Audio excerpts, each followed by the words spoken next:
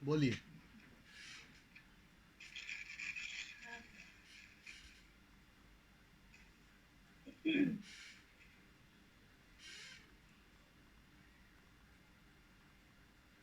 प्रश्न है स्वामी जी। ये स्वामी बिरजू, क्या नाम है, बिरजू, स्वामी बिरजू बिरजू है। जी का, हाँ। बिरजू जी का सवाल है, स्वीकार यानी क्या है? वो प्रक्रिया भीतर, स्वीकार यानी क्या है?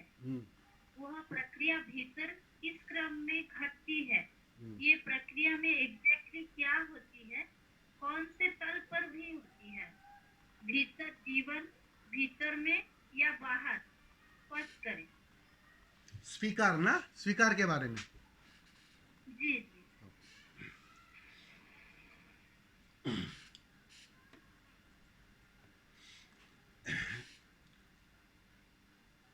स्वीकार के लिए, स्वीकार को समझने के लिए हमें अस्वीकार को समझना पड़ेगा कि अस्वीकार क्या है।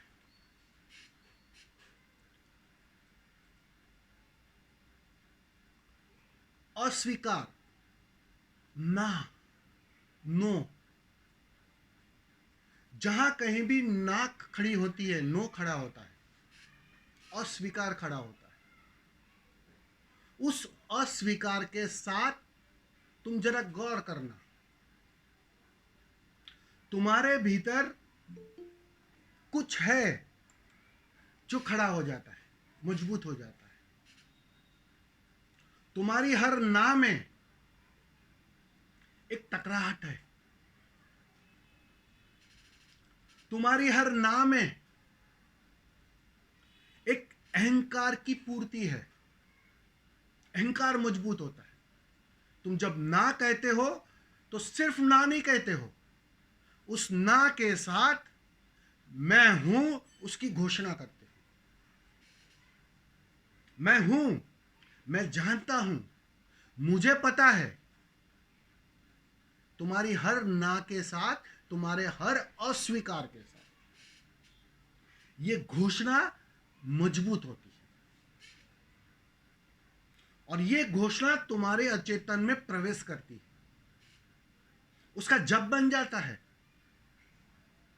सुबह से शाम तक जरा गौर करना, जीवन में जितनी बार तुम ना कहोगे, तुम पाओगे तुम ध्यान के विपरीत जा रहे हो। तुम पाओगे तुम्हारे अहंकार में और मात्रा बढ़ गई, तुम्हारा मैं और मजबूत हो गया। सिर्फ अस्वीकार में, जहां कहीं भी तुम अस्वीकार करोगे, ये चीज मजबूत होते जाती। बस बिल्कुल इससे विपरीत, जितने तुम स्वीकार में होते हो, जितने तुम हाँ में होते हो, जितने तुम राजी होते हो, तुम पाओगे जीवन में टकराहट कम होने लगती है। अब धीरे धीरे जो छोटी छोटी टकराहट थी वो समाप्त होने लगती है। तुम राजी होने लगते हो हर हाल में। अब कोई अपेक्षा नहीं है, क्योंकि मैं राजी हूं, मुझे स्वीकार है। अब जितना वो स्वीकार और हां तुम्हारे जीवन में बढ़ने लगती है, तुम पाते हो ध्यान घट गया, गहरा ध्यान हो गया। क्योंकि स्वीकार में अहंकार मिटता है। विधियां कर करके तुम थक जाते हो और अहंकार से मुक्त नहीं हो पाते। और करके देखो ये प्रयोग, निर्णय ले लो आज से, क्या कल से मैं ज्यादा से ज्यादा हां के आधार पर जीऊंगा, हर परिस्थिति के लिए राजी रहूंगा, एक गहन स्वीकार में रहूंगा। तुम पाओगे तुम्हारे ध्यान की यात्रा सहज हो गई।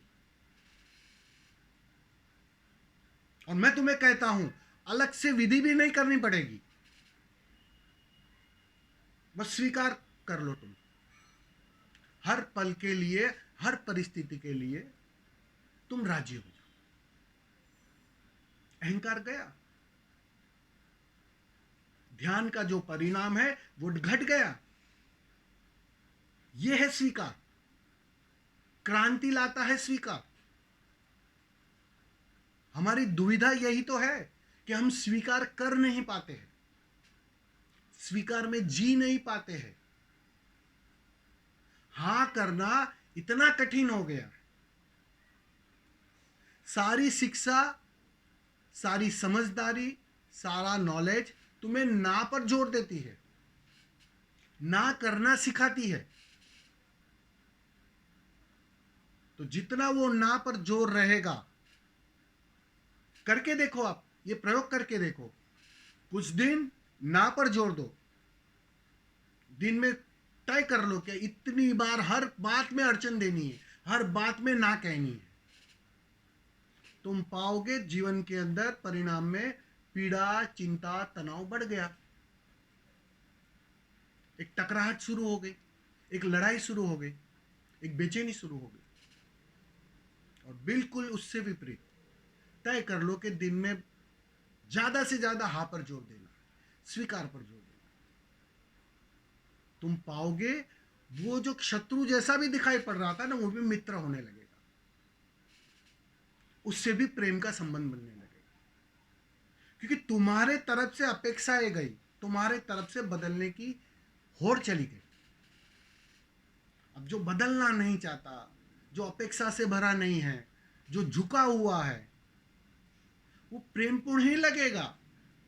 एक बुद्ध से इतना प्रेम क्यों हो जाता है, एक जागे हुए से इतना प्रेम क्यों हो जाता है? एक ही तो कारण है, वो पूर्ण स्वीकार में है, गहन स्वीकार में है। वो हर हाल में राजी है। इससे दुश्मनी भी कैसे करोगे तुम?